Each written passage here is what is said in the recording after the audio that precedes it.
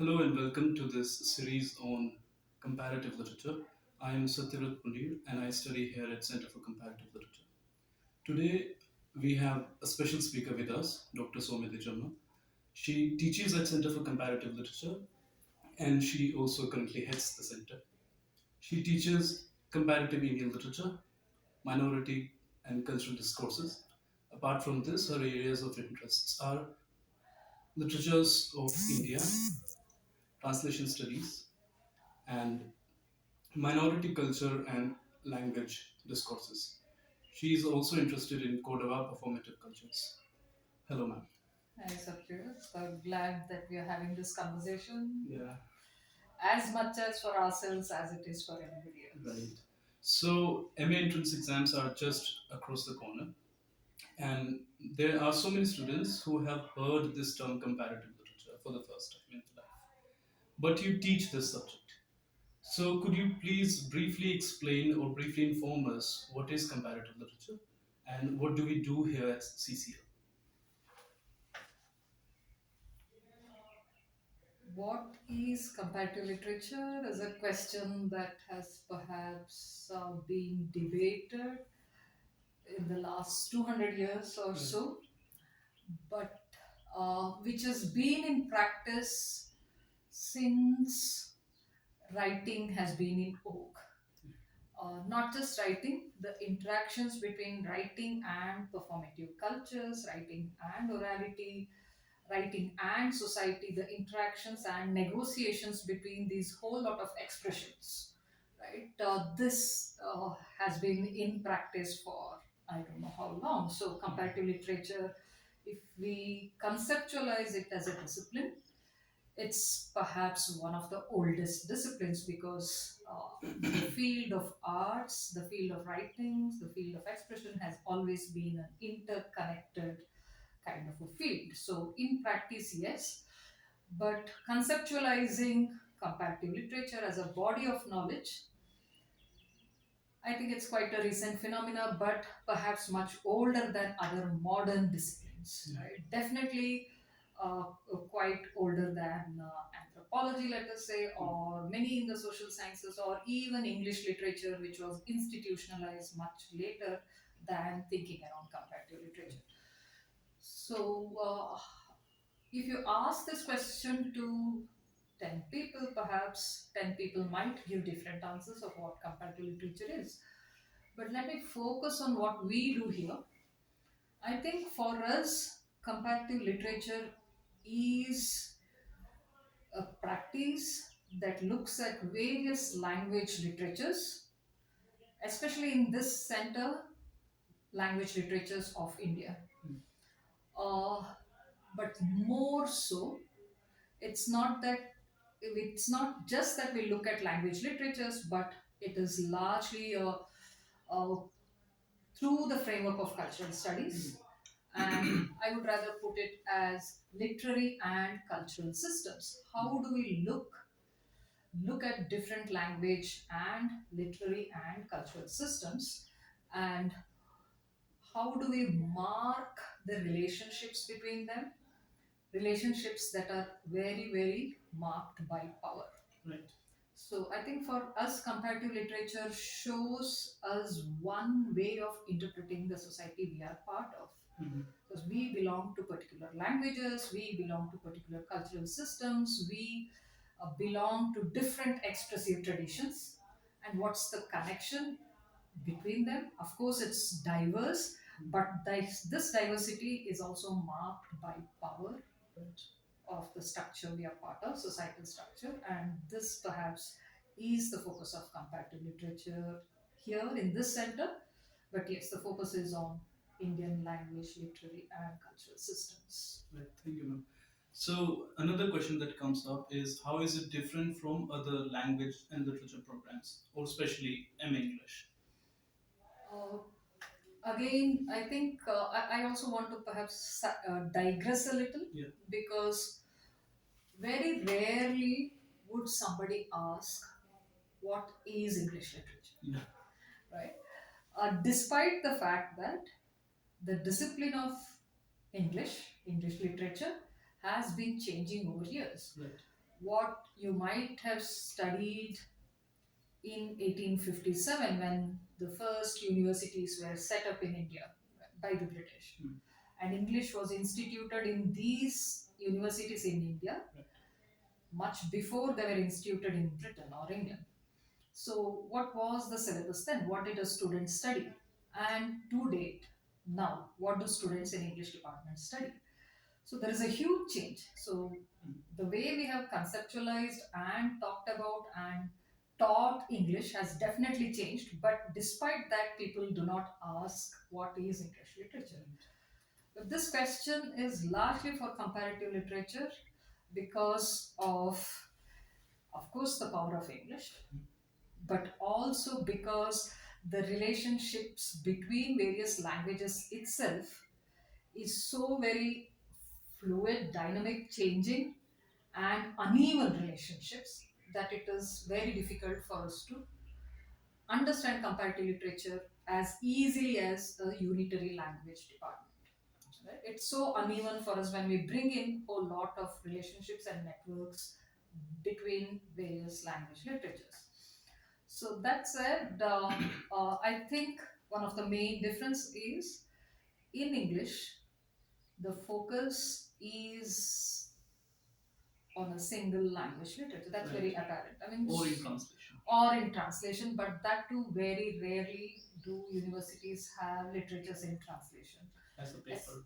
as a paper. Yeah. Not every department would have. They Right. might have Indian writing English. Yeah, another thing. Yes. So Indian writing in English is very different from literatures of India in translation. So there's a huge difference, and uh, that makes it quite one language based. Although I keep telling this, when you read literary theory, critical theory, people read Aristotle, people read Foucault, people read Gayatri Spivak. Spivak writes in English but also has translated from French. She has translated from Derrida.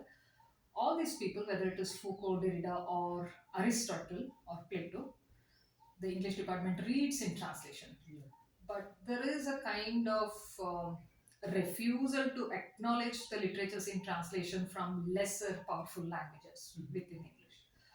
So the major difference is the way comparative literature recognizes different literatures in translation, and also the focus on translation as a methodology, translation as a tool through which we can operate. That becomes central to comparative literature, which is not central to English nor central to any single language departments. It may be Department of Telugu or Department of Hindi or Kannada. Translation is not central to that departments. But for us in comparative literature translation, I do not think comparative literature can function without translation. So this relationship is quite strong in comparative literature. So single language departments and comparative literature is quite, I mean, it depends on what languages we can deal with. Yeah. But in a small center like us, where we kind of encourage students to work On their mother on tongues. their in the languages they're familiar Yeah. with, right, and write in English. So a knowledge of two languages becomes almost essential, or more. So there are many students who work with the three or four languages as well. So that's the major difference. But the difference is also in terms of how we our notion of text itself, right, and its connection to literary and cultural systems. As I was just saying, let's say films, or let's say the digital media, or let us say theatrical performances. So the interconnections between these expressive traditions, I think, is quite in focus in comparative literature than in other unitary language. Right. So I can already see a pool of research areas in comparative literature. Yeah. But again, framing the same question, what is the benefit of comparative literature if I pursue it as a discipline? I mean, benefit. There are many ways to look at it. Yeah. One, in this system where particular kinds of knowledges are valued more, privileged more, comparative literature was visualized as something that is universal, Okay. right? Which can bring about a broader understanding of the human, unlike nationalist literatures, which people thought of as much more narrower, right? So, bringing together these various kinds of literatures, and this happens during periods of crisis in Europe or during the post-colonial crisis when countries were Decolonized. decolonized and there were struggles for freedom and so on. So, in these moments of history, when there was not just a political crisis but also a cultural crisis accompanied by the political crisis, comparative literature was seen as bringing different things together, which perhaps can lead to much more harmonious existence of different kinds of human beings. Right? So it tried to transcend the national boundaries.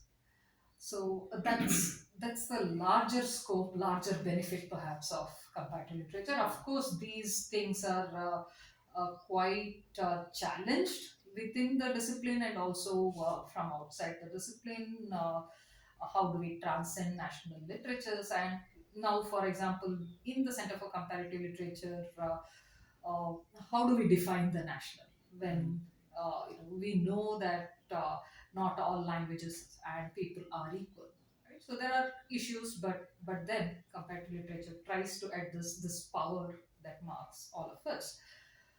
That is a larger universalistic kind of view of comparative literature. But then academically, as you said, there's a pool of research area that is hardly explored, because I think comparative literature is one platform which kind of can bring different disciplines together.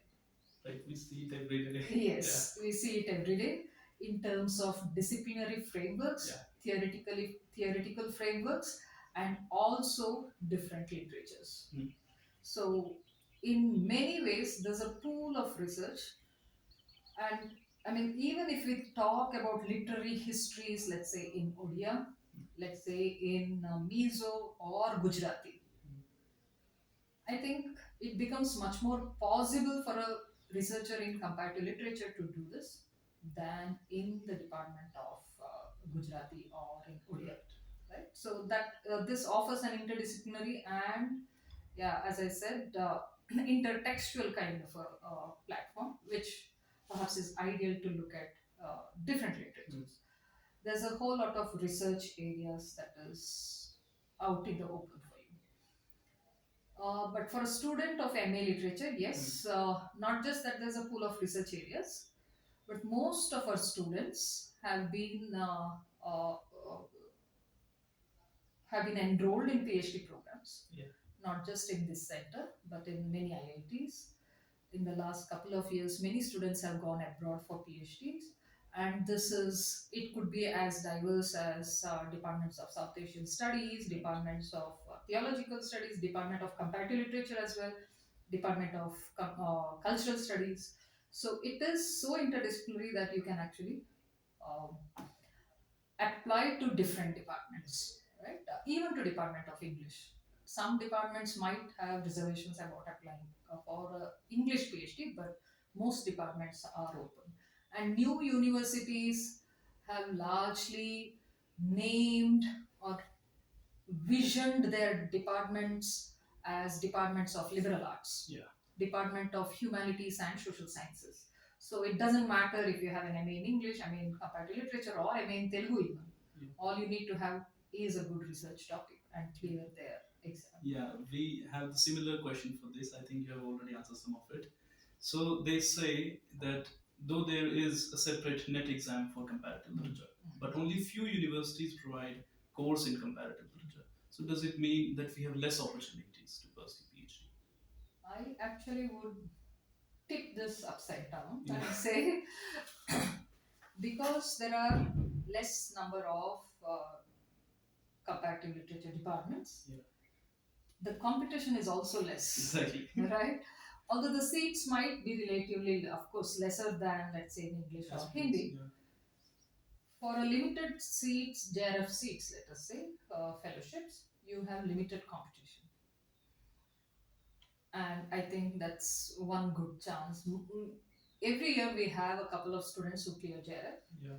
and many students who clear net, if not in their first time, but in their second and third attempt, they do clear net.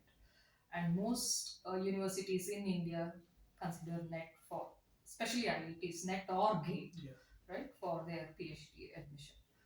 So I haven't come across any student who has not gotten into a PhD program because they couldn't crack net. I think many of them who aspire to get into IITs or any other institutions, most of them have got a PhD, somewhere or the other. Yeah, another similar question. So, because this degree is, people are not aware about this degree.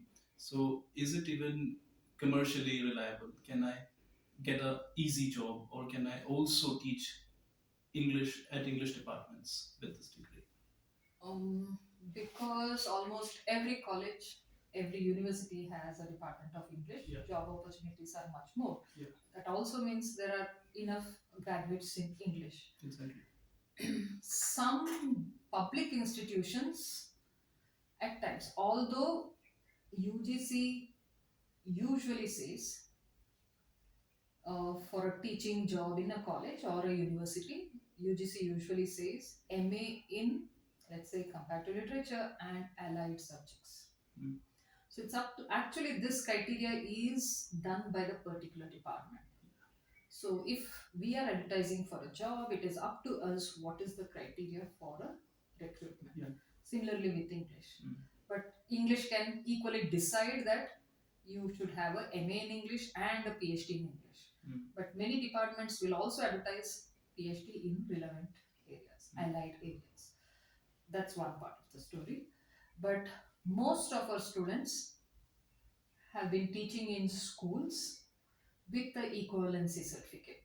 The department should come up when looking at the student's mark sheet, and there are courses which we do: critical theory, Indian literatures, emergent literatures, new literatures, a whole lot of courses which are, I think, in their constitution they are quite different, but these are similar courses that some of them are similar to what English people do. So when our students want to teach in schools, it's never a problem.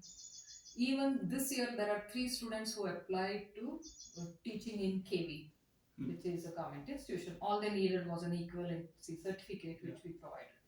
In colleges, too, sometimes they accept equivalency certificates, but most of the time, I mean, I can give you many examples of how students from MA comparative literature who went on to do PhD in comparative literature have been teaching in English departments, and also in departments of comparative literature, also in department of diaspora studies, also in communication. So there are that is academic, but corporate, I think people are quite aware that if your analytical skills and writing skills are good and honed, landing a job in the corporate sector is very easy for anybody from comparative literature, especially because we focus on writing a lot, including writing a dissertation, including assignments, and including practical translation. I think all these things train students towards critical writing. And this helps them a lot in a job in the corporate, but also jobs in publishing houses. Right. So even if you take public institutions teaching or corporate or publishing houses, I know very few students who are without a job. In fact, I don't know anybody. But I can actually tell the reverse, that I think I know many people from English who are struggling for a job. So, Right. Yeah. So, who all can apply for comparative literature, MA and PhD? So the eligibility criteria for MA now for us is the Central University Common Entrance, CUET. But for that, I think any degree that you have, including BA, BSc, BCom, or even a BTech, right? Anybody with a degree, if I'm not wrong, 55% of marks with English as a subject, because medium of instruction is in English. So that's the eligibility criteria for MA. For PhD, MA in comparative literature or allied subjects, as I said. So, in fact, I have known long ago people from the sciences applying for PhD in comparative literature, rarely have people gotten through. Even for PhD, we say allied subjects, but it is not restricted unless and if they clear the entrance and if we are happy with the proposal and the interview, that's about it. Okay. So there's no Hard. watertight kind of Okay. hard kind of a rule about Okay. discipline. We Yeah. just say allied discipline. Okay. But the research proposal is something that is quite essential. And how does one understand that this field is suitable for me? When they are struggling or they have anxiety, should I come or should I not come? Yeah. I mean, which research area is relevant to apply here is what No, you're saying? for MA aspirants, Uh-huh. how do one understand that this would be a nice place for me in comparative literature?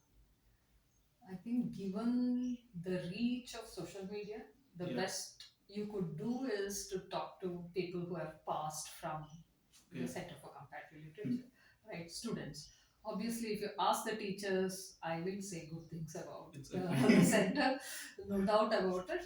But yeah, perhaps a much more balanced view can come from the students who passed. Yeah.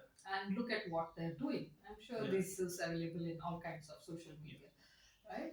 So if you're interested in, let us say, critically looking at Indian literary and cultural systems, this is the place for you.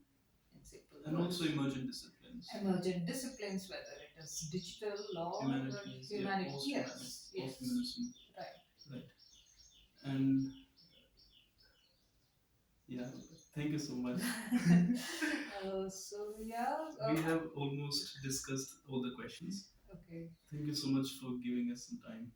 Thank you, Satyavrat. I hope there will be some further questions based on that. I mean, if there are, perhaps we can also have. Yeah, one thing that I was thinking in mind, we can also check if the discipline is suitable for us by simply checking the syllabus. Yes. Which is also available on the university's website.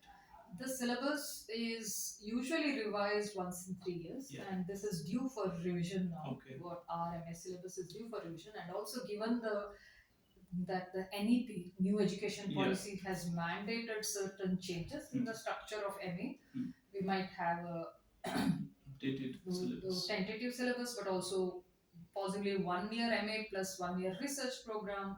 Within the 2 year kind of an MA program, you have 1 year full of coursework and second year full of research related course and research writing, dissertation writing. So the structure might change, which has to be yet revised and approved and then put on the website. But currently, what is on the website can also give you a flavor. Yes, it will definitely give you an idea of what we do. Right. Thank you so much, ma'am. Thank you so much for your time. Thank you, Satyavrat. I mean, I think this is something which should have been done long ago. Okay. But thank you for the initiative.